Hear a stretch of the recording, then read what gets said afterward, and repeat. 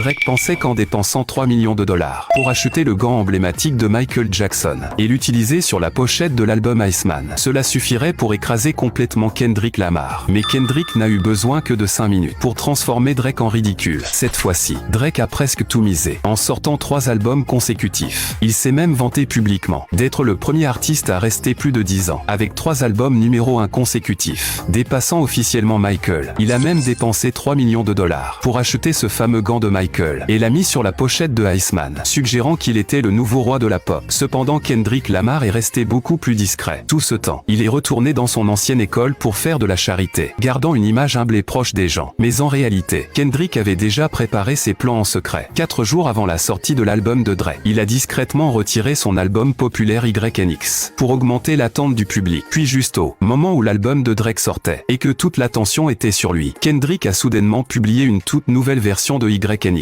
En seulement 5 minutes, Kendrick a capté toute l'attention. La campagne promotionnelle soigneusement orchestrée de Drake s'est effondrée et il est devenu la risée de l'industrie musicale. Qu'en penses-tu ?